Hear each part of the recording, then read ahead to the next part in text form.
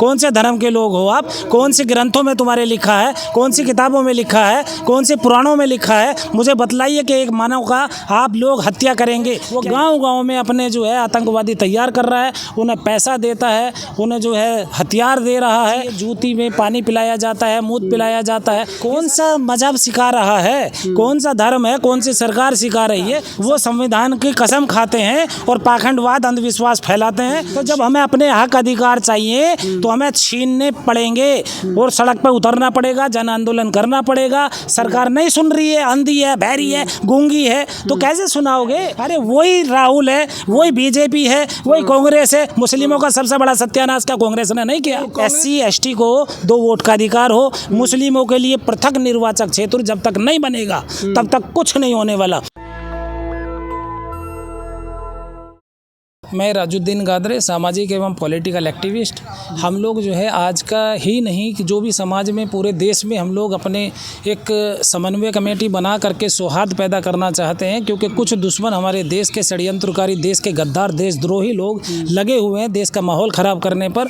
उन लोगों को जो है सीधा सीधा सा मैं बिल्कुल टारगेट करता हूँ और कहता हूँ कि तुम्हारी माँ के दूध नहीं पिया तुम लोगों ने, जो डायरेक्ट एक एक बंदे को जो है पकड़ करके मार देते हो और भीड़ में आते हो और उनको जो हत्या करते हो। कौन सा इंसाफ है? कौन से मजहब के लोग हो?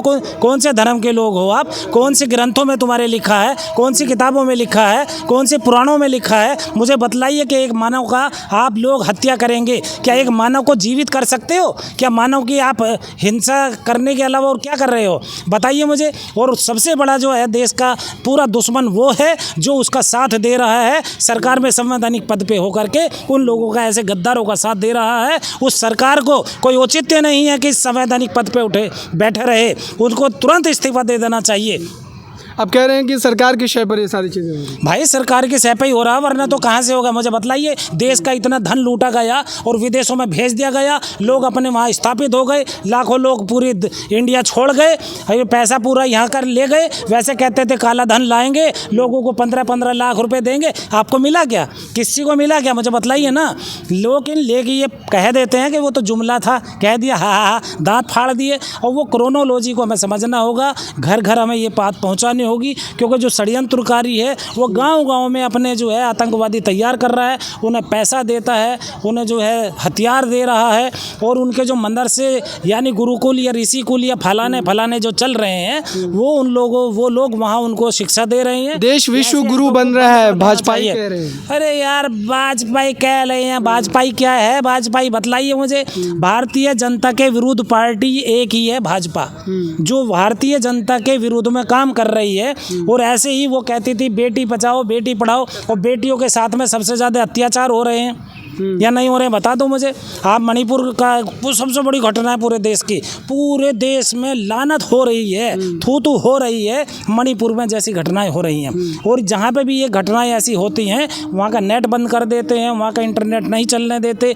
यदि पता चल जाए कि सोशल मीडिया वाले कुछ वायरल कर रहे हैं, उनके ऊपर केस लगा के उन्हें जेलों में भगा देते हैं और जेलों में ठूस देते हैं। दिल्ली में यदि CNRC की कोई बात कर रहा था, उमर खालिद साहब, मोहम्मद उमर खालिद सैफ़ी और बहुत सारे एक वो महिलाएं, लड़कियां हैं, उनका फ्यूचर ख़राब करने पर लगे हुए हैं। यानी जो इंसानियत की बात करता है, इन लोगों के लिए वो दुश्मन है। यानी हमारा देश जो टिका हुआ है, बना हुआ है, कोई सा भी धर्म हो, कोई से भी विचारधारा हो, वो है समता, समानता, न्याय, बंधुता और स्वतंत्रता। आप मुस्लिम हैं, आपको डर के रहना पड़ेगा, झुक के रहना पड़ेगा, ऐसी भाई मैं इंसान हूँ। मुस्लिम कोई नहीं होता है। इस्लाम मजहब जो है किसी को नहीं कहता है कि वो कहता है कि तुम इस्लाम नहीं सिखाता। क्या करना है? आपस में बैर रखना, समझे? तो हम लोगों को आपस में बैर रखना किसी को नहीं सिखाना है, ना करना है। हमें यदि मानव है, एक ही माँ के बच्चा 9 महीने तक घर में नहीं पेट में रहता है और पेट में पलता बढ़ता सब चीज़ वहीं बनती है, और वो बाहर आकर के मैं अपनी दादागिरी दिखा दे। उसे ये नहीं पता कि सिकंदर आया था, वो भी जो है एक दिन सब सत्यानाश हो गया। इस देश पे बड़े बड़े सूरमा आए या और भी देशों पर आए, इस दुनिया में आए और वो राज किए। कब तक किए उन्हें यही नहीं पता कि मैं कब तक जिंदा रहूँगा।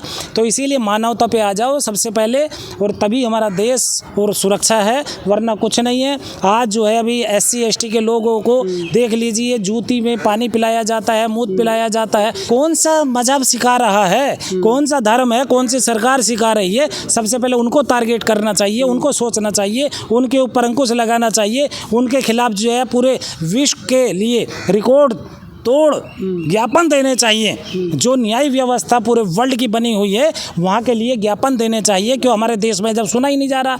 हमारे देश में कहते 25 दिसंबर, कौन सी 25 तारीख को अभी जो है कि वो का संविधान का खत्म करने वाला दिन मनाएंगे। अरे भैया संविधान है कहाँ? कब से चल रहा संविधान है तो प्रधानमंत्री संविधान को चूम रहे हैं। अरे भैया वो केवल बनने के लिए वो वहाँ तक पहुँचते हैं और सत्यानाश करते हैं देश का। वो संविधान की कसम खाते हैं और पाखंडवाद अंधविश्वास फैलाते हैं। शिक्षा, वैज्ञानिक दृष्टिकोण वो पढ़ाना चाहिए, वो सीखना चाहिए, वो पहुंचाना चाहिए।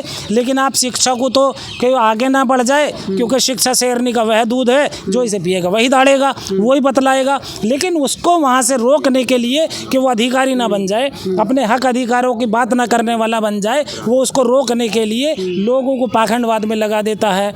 या ITI या वैसे नुका जी अपना करके खा लो, हाई स्कूल इंटर, और जो बच्चे को भी वैसे ही पास कर दो। कोरोना में वैसे ही पास कर दिया गया। भाई वो पास क्यों करा तुमने? उसको देखो वो माइंड कहाँ से आएगा उसमें। जब तुम वैसे ही पास कर दोगे तो उसमें माइंड नहीं आएगा, न वो वाद विवाद करने लायक होगा। भाई मैं तो मान क्यों नहीं लेते कि दूसरे दर्जे के शहरी है, आपको डर के झुक के रहना पड़ेगा? मेरे भैया मुस्लिम तो थर्ड क्लास का सिटीजन बना करके रख दिया। यदि उसके घर में खाना बनेगा, पहलू खान मर गया, उसको पूछो कि खाने मेरे घर में कौन बिरयानी बनेगी या नहीं बनेगी, मैं खाना कौन सा बनाऊं। आज हमारे देश के, हमारे समाज के, मुस्लिम समाज के ही आस्तीन के साथ सांप हैं, कुर्तोगलू हैं, जो उनके साथ बैठ रहे हैं, खा पी रहे हैं अपने लालच के लिए, अपनी कौम को धक्का दे रहे हैं। अलग अलग संगठन बना के बैठ गए, अलग अलग जो है राजनीतिक पार्टी बना के बैठ गए। अभी जो प्रोग्राम हो रहा है उनके साथ में 10-10 आदमी नहीं आ रहे। तो कहें कि तुम राजनीतिक पार्टी चला रहे हो, कहें का सामाजिक संगठन चला रहे हो? ये स्थिति क्यों पैदा हुई? अरे भैया जब वो कुछ कर तो रहे नहीं, केवल नाम के लिए रजिस्ट्रेशन ले गया, मैं राष्ट्रीय अध्यक्ष बन गया हूँ। समाज को जो है धोखा दे रहे हैं, लूटने खसोटने का काम कर रहे हैं, और कुछ नहीं है। उसको हमें जब तक आदमी क्रांतिकारी नहीं होगा तब तक कुछ नहीं हो सकता। आंदोलनकारी बनना चले पड़ेगा। जब बच्चे को भूख लगती है, प्यास लगती है, चिल्लाता है, फिर यदि कोई नहीं सुनता उसकी और ज़्यादा चिल्लाता है, तो तब जा करके माँ सुनती है, ले बेटा दूध पिला दूँ, बच्चे को भूख लगी है। तो जब हमें अपने हक अधिकार चाहिए तो हमें छीनने पड़ेंगे और सड़क पर उतरना पड़ेगा, जन आंदोलन करना पड़ेगा। सरकार नहीं सुन रही है, अंधी है, बहरी है, गूंगी है, तो कैसे सुनाओगे भाई? जब हम उसके लिए अपनी बात रखेंगे, करने को राजी नहीं है। अभी मॉब लिंचिंग हो गई, 50 आदमी, तुम उसके लिए ज्ञापन नहीं दे रहे हो, सो नहीं दे रहे हो। और जो ये आतंकवादी घटनाएं कर रहे हैं, उनके साथ में एक बंदे के लिए कुछ जरा सी हरकत हो जाए, वो फटाफट धरना प्रदर्शन और लोगों के ऊपर इतना कर देते, क्योंकि उन्हें सपोर्ट मिल रही है, पैसा मिल रहा है, धन मिल रहा है, सपोर्टिंग मिल रही है, सुरक्षा मिल रही है। और वो कौन दे रहा है? सरकार मुहैया करा रही है। तो ऐसी सरकार जो देश के लिए आज ब्रिटिश शासन से भी बदकार सरकार, ये स्थिति आपने खुद पैदा की। आपका राजनीतिक नेतृत्व लगातार खत्म हो रहा है, आप कांग्रेस, सपा, TMC के पीछे भाग। मेरे भाई देखिए, मेरा कहने का मकसद तो लोगों को समझाने का यही है कि अपनी विधानसभा में जो आपका क्रांतिकारी साथी है, आंदोलनकारी है, क्रांतिकारी है, गदर करने वाला है, गादरे है, उसका साथ सहयोग दो और उसको विधानसभा में भेजो, तभी तो वो आपकी अपनी बात करेगा। वरना तो लोगों के लिए पूरी तरीके से वो हमारा समाज के लिए एक जहर साबित हो रहा है। इस जहर से बचाने के लिए ईंट का जवाब पत्थर से देना पड़ेगा। मुस्लिम समाज अपने लोगों को कहाँ वोट करे? अरे वो देगा कैसे यार? हम ये चाहते हैं अशफाकुल्ला खान पैदा हो जाए, भगत सिंह पैदा हो जाए और बहादुर शाह जफर पैदा हो जाए और सल्तनत खत्म हो गई। क्यों हो गई? क्योंकि हम लोगों के लिए पीछे एक षड्यंत्र चल रहा है कि जो समता की बात कर रहा है, न्याय की बात कर रहा है, वो उसके लिए खत्म करने का षड्यंत्र रच रहे हैं।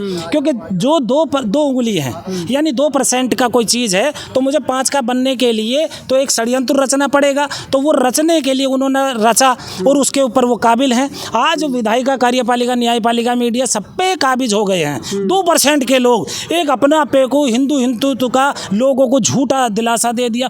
अरे सिख है, ईसाई है, बौद्ध है, लिंगायत है, मुस्लिम है, सब कुछ है, बहुत सारे और बौद्ध है।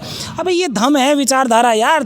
धर्म जो है एक धंधा होता है, विचारधारा है कि इस विचारधारा से लोग जुड़े और वो कुछ सिख कहलाए, कुछ ईसाई कहलाए, कोई बौद्ध कहलाए, कोई मुस्लिम कहलाए। ये एक समानता, एक मानवता के लिए प्रचार प्रसार का, विचारधारा का, कि वो गलत ना करे, एक इंसान के खिलाफ ना जाए, गलत ना करे, वो एक तरतीब होती है। उस तरतीब से लीक से हट करके ये अपने शासन सत्ता को बनाने को, काबिज होने के लिए लोगों को गुमराह करके अपने आप को, देश को लूट रहे हैं, हमारी देश की सीमाओं को कमज़ोर कर रहे हैं। जो हमारे देश का युवा था, आज उनको 4-4 साल की नौकरी कर दी, जो जान गंवाने के लिए सीमाओं पे ठंड में, बरसात में, उनकी आवाज़ राहुल गांधी उठा रहे हैं, आपकी नहीं। अरे यार, कोई राहुल गांधी कहाँ से उठा रहे हैं? मुद्दे तो हम नहीं दिए हैं। रणवीर पर क्या पता है? अरे वही राहुल है, वही बीजेपी है, वही कांग्रेस है। मुस्लिमों का सबसे बड़ा सत्यानाश क्या कांग्रेस ने नहीं किया? कांग्रेस के साथ मुस्लिम क्यों? कांग्रेस 40 साल तक राज किया है। सबसे ज़्यादा जितने भी हमले हुए हैं, ईदगाह तक भी हमले हुए हैं, मेरठ में हमले हुए हैं, मारे गए हैं। पुलिस